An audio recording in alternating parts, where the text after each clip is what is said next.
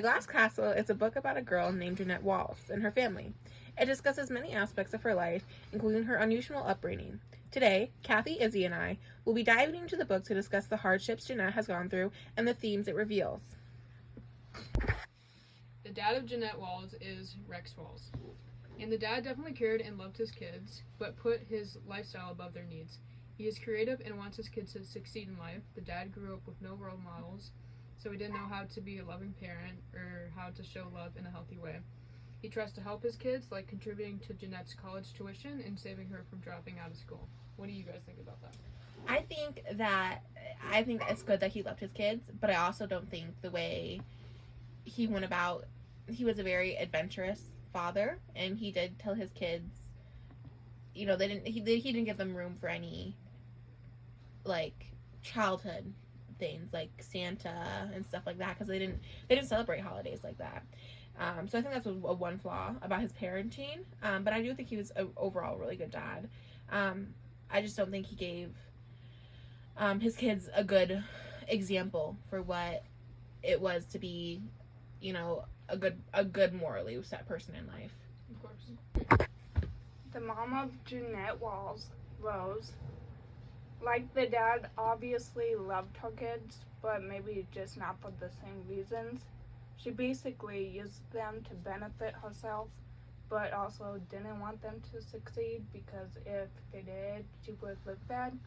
For example, when Jeanette got a job, the mom told her that she was selfish. The mom was also a writer and used her kids' smartness to do the work for her.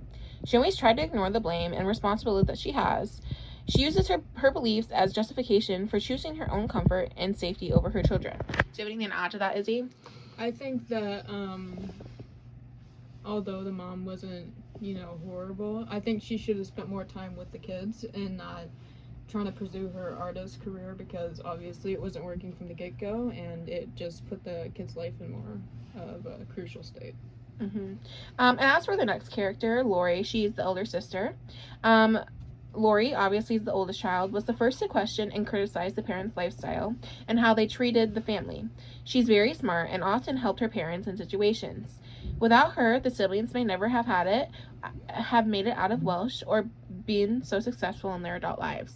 And I also do want to add that Lori, remember in the story that she was like almost blind, like she couldn't see, she had those glasses, remember? Mm-hmm. And I think that shows one of the more important things of her character, that she and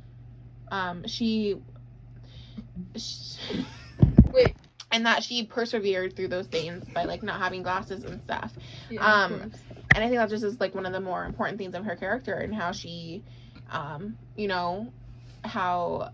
she made it through all that, and she still stuck up to her parents, and then she was the first eventually to leave her family. I think that is one of the most important things of her character. And obviously, as for the next eldest child, if you'd like to read that, Kathy.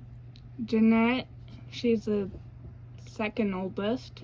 She's also the main character. She's smart, caring, and resourceful. Yeah. While she grows up, she is very independent and has her own ideals from the get-go. Her family impacts her greatly by the life they lead, but she also slowly loses respect for her parents as she gets older. And as for Jeanette's character, I think she obviously is the main character of the book. And if you have anything to add, Izzy or Kathy, please add. Yeah, I think Jeanette has a very sad life. Everything that she went through with Billy and her uncle, including, is just horrible. And the way that her parents treated her, it was very neglectful, her childhood. And I think that stunted her growth a little bit, even though she, was very intelligent. But yeah, I think how, again, she persevered was just a great growth of character. Mm-hmm. And yeah, especially for what she's been through. And so the only boy of the family, Brian. Brian, the third oldest, and is the sibling Jeanette is the closest to during her childhood. Jeanette and Brian are both constantly bonding over things like that they have interest in, like exploration and adventure. He mostly stays out of the family drama as much as possible, focusing on his school life and friends. But he is always there for his sisters when they need him. And yeah, I do. Brian was the closest to Jeanette, and he was there for, like, for instance, he was there when the whole Billy situation happened. That definitely shows him a big protector of his sisters. And he is as smart as his older sisters are as well. So, and when Jeanette was getting bullied by a group of girls from school, he stood up and tried to fight them. And he really got beat up. He got beat up, but he did try his hardest. Yeah, he did. And that shows a good sibling, for sure. Oh, you want me to read Maureen? I can. Alright, I will read Maureen next. Okay. Maureen is the youngest and a beautiful little girl with blonde hair and blue eyes. Her older siblings love her, but there is naturally a divide between them because of their age gaps. Maureen spends a lot of her childhood with her imaginary friends because her parents are chaotic and unreliable. Brandy, what do you think about that? I think Maureen, as the youngest child, I definitely do think it was probably hard for her, especially how she turned out at the end. Honestly, all her whole character wraps up from how she grew up, and I do think it was sad how she turned out at the end, but she was lonely, and that's all I really can say, and her character was a little crazy. Okay. But as there are more characters in the book, these are just the main family that we read through in the book. Obviously, what the Glass Castle was about. Yeah, the animated family. But we picked out some impacts from the book that we think are the most important. The book did have many impacts. And the impact was mostly of lifestyle and how they lived. And there's definitely moments in the book that explain how things got handled and like how everything happened in the end. So first, I think the biggest impact was the hot dog accident. Obviously, this is one of the first big incidents of the book. If you did read the book, as you can remember, the hot dog accident was when I think Jeanette was making hot dogs 4 years old, 4 years old, and she was making hot dogs at the stove, and she was 4 years old at the time, and she got set aflame and burned and got rushed to the hospital, which obviously is horrible to happen to a little child, but that just goes to show you how neglected she her was parents, by her parents, yeah, watching over her at all. And I don't think a 4-year-old cooking her own food for her family and herself is even if it's super simple like a hot dog. It's not. I don't think anyone should be next to a stove if you're under 10. Yeah, no, I agree. But she did go to the hospital for treatment. In that time she was in the hospital, her parents did disagree with the whole hospital in general. They don't believe in that kind of medicine. And I also do think that goes along with how you can see them as parents, because obviously even if you didn't believe in hospitals, your child's trying to get better. Your child's trying to heal from a traumatic incident, and they did break her, they took her and broke her out before she was even ready to be discharged from the hospital. And I think that's a big impact, because that just shows how it was growing up in their childhood. So the next impact we have is when Jeanette, she was physically assaulted by a lot of people. There was quite a few instances where this had happened to her, which is very sad because she was pretty young at those ages. Yeah, so when she got physically assaulted by Billy, the kid that was, I believe he was a little bit, I think he was younger than her? Younger. A little younger than her. Yeah. That was pretty bad. That's the first time when she learned what rape was, which is, devastating. And then it just kind of led on and got worse as, she experienced that too with her uncle. And I believe it happened another time with somebody else. It did happen another time. So her parents like to leave the doors and windows open at night to air the house out. Right. Oh, right, And so a strange man one night came in, and she woke up to the man, obviously physically assaulting her. And again, this also ties in. Her brother actually did, like, they traced after the man. Oh, yeah. Yeah, and again, he was protective over her siblings, as Brian should be. But I do think this was it was a moment to how many times could this happen until a major turn of events. Yeah, and also the mom and dad just didn't care about it. Not really. She went to them for help, and they just like, well, they boarded up the window, didn't they? Yeah, that was pretty much it. For like Billy and those times. That one guy, that strange guy, I'm pretty sure that, or was it a different guy who was just looking at her? There, because you remember the dad, he went chasing after with the kids. They went what they called like hunting for creeps. So the dad did care a little bit, but mostly it was kind of shoved under the rug. Yeah. A lot of it was, And the next thing comes for, I know a lot of kids, like, in this day and age, it could happen to anyone, but and could happen to anyone, is that you never stay in one place. Most, like, when you grow up, most people, usually when you're young, you graduate high school, you know, you go and you live your life, college, whatever, and then a lot of people come back to their hometowns and they stay in one place to raise a family. But this family did not stay in one place. They were everywhere, and I mean everywhere. They wanted to pretty much escape everything they've lived for. I mean, the dad was very adventurous, and then the mom had her artistic career that she wanted to explore more. So I guess, moving around would be good for inspiration. But in general, it was just a bad idea. You're raising children, And we can see this in the one part was when they first moved to Phoenix, that one? Phoenix, yeah. When they moved to Phoenix because of the house their grandma used to own there. Yeah. Jeanette was as when she moved into the other place they went after Phoenix, was it Welsh, right? Yeah, I think so. She was very like, when are we gonna go home? And when her parents were like, this is our new home, she was very saddened because they had lived in Phoenix for, I think, almost a year or maybe a little more. When they were living, are you talking about when they were living with their grandma? No, living at the house that their grandma, like when they inherited. And she loved that place, she remembered fond memories. That was her home. And that really shows to show how kids need a stable environment to go. Like, she liked her school. She was gifted. All her siblings were gifted. She was doing well at school. She liked the house. And once you get used to all of that and you move away, it's hard on kids, especially mentally, Yeah. Also, when the dad got in any kind of trouble with the police or anyone, he just packed up and moved. And that taught the kids that it's okay to just not face your problems. To run away, because I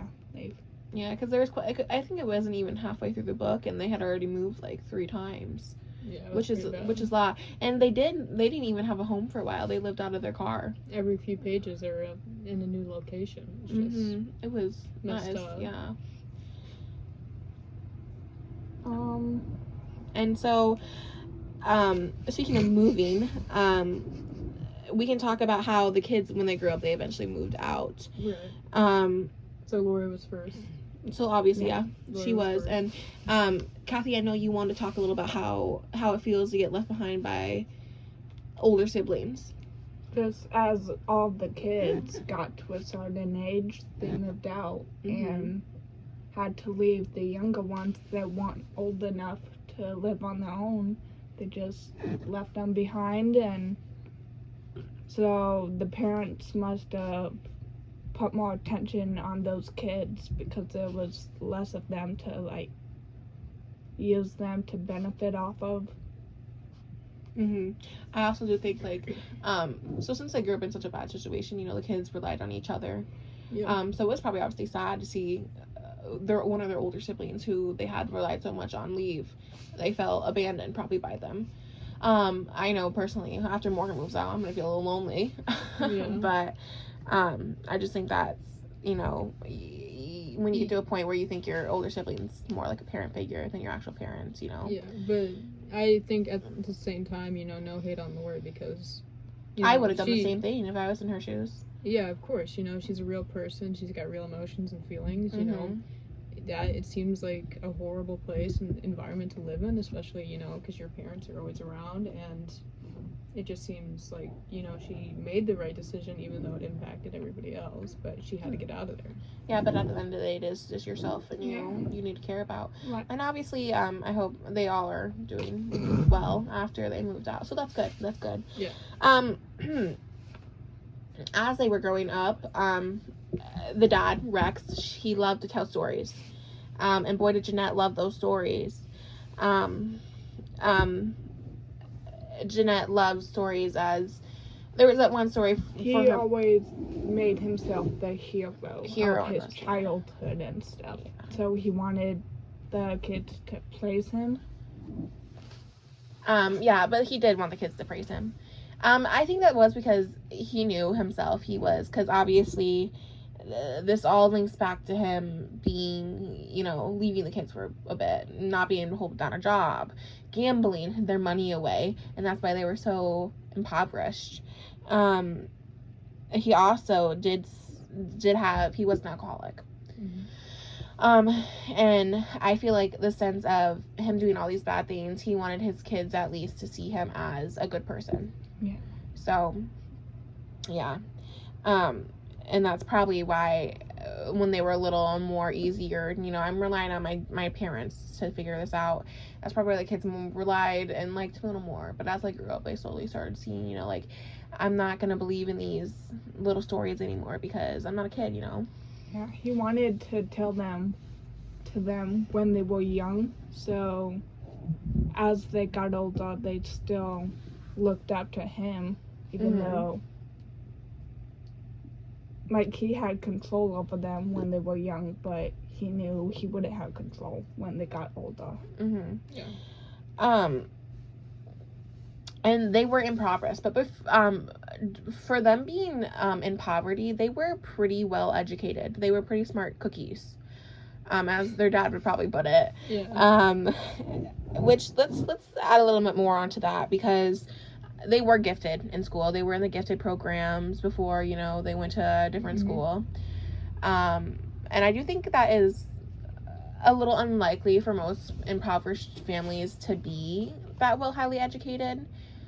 But I am glad they had a little bit more knowledge for how impoverished they were. And the classes, when they did go to school, and the classes they had, they were like smarter than the other students, and they would raise their hand a lot and answer the because they love to participate in the... And I think that is like a main reason they got bullied for that too. Because, you know, but they still were really smart, and that's honestly amazing for... Doesn't matter. They helped their mom and dad a lot with, like, when before they moved to Phoenix, was it, and they were living in the desert, that mom got a job, right?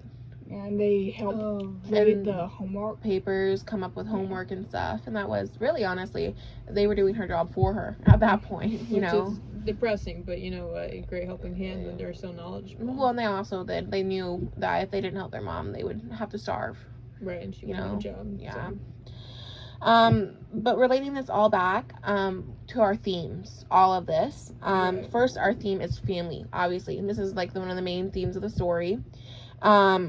And I want to put in here the quote, "Blood is thicker than water," and how that's not really, you know, blood is not thicker than water. I do not think it is thicker than water.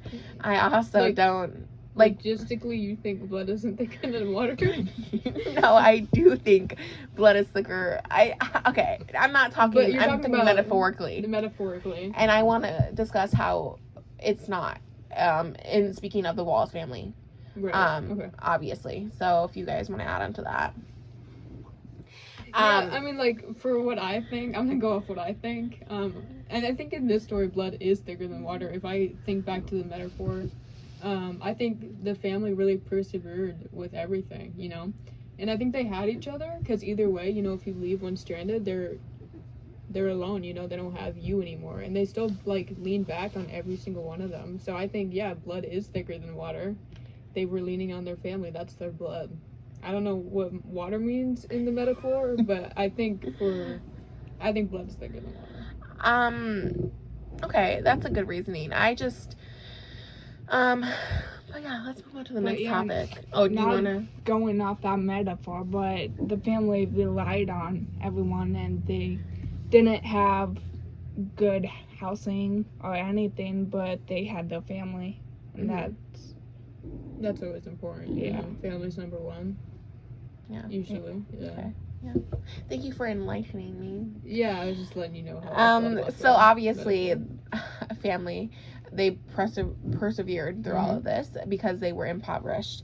And so honestly, our second theme relates back to how they were so stricken with how tight things were with money, stricken with poverty. Yeah, right. So obviously, we have some examples of how they were so impoverished. If Kathy, you wanna talk about those? They never had any. They moved a lot, but every time they moved to like the least expensive house, and so on the houses were all bad. And one example is Brian fell through the floor because there was no. So he fell through the floor because the house was old, but also they didn't have enough food. So in their houses, because there was that one time where they had eaten butter because they were so hungry because they couldn't afford enough food. And it was seen as like almost like a treat. Like a treat, yeah. Butter was like their ice cream. Yeah. They also were very, very dirty because they couldn't afford to wash their clothes. They didn't even have like enough clothes to wear, you know. Yeah. And that just shows you how impoverished they were. They got bullied in school by the other kids because they always just didn't look clean, so they got bullied. And the theme throughout the poverty, the theme perseverance really shows through that too. Right. It also, another theme I thought was really more into the book was the importance of education. So who here obviously thinks education is very important? I do.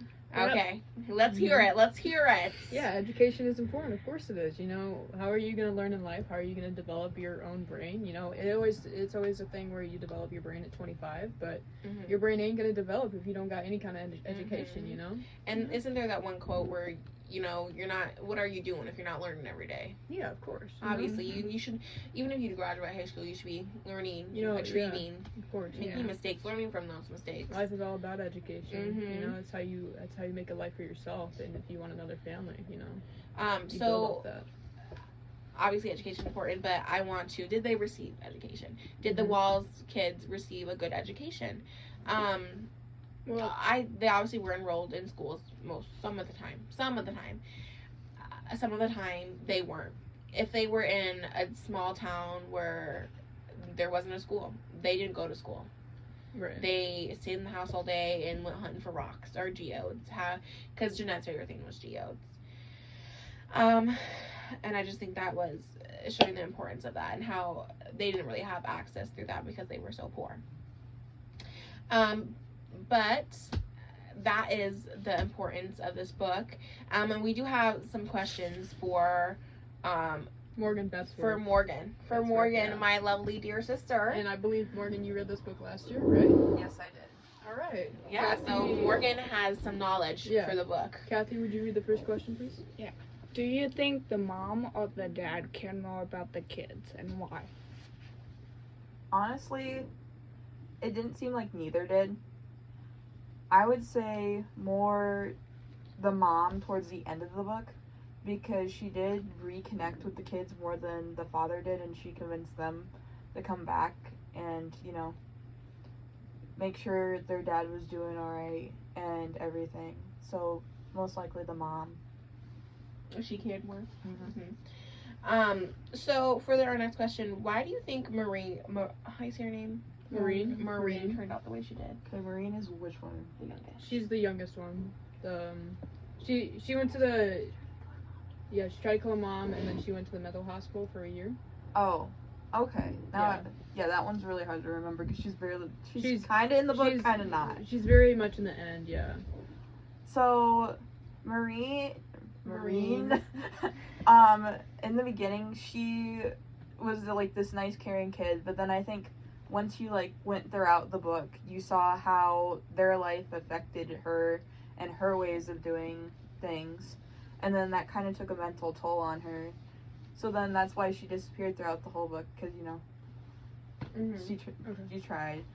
So Marine is overall like an interesting character, but it's her. Alright, yeah, and then for the third question, what do you think the biggest impact of the book was?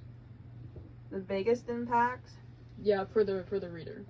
What do you think? Probably seeing how someone can go from nothing to having something else is like a big impact of the book, because you see Jeanette go from being with her family, exploring and everything, and when she finally gets her own life and learns how to do everything, you kind of see her mom come back in and go, hey, don't forget where you came from.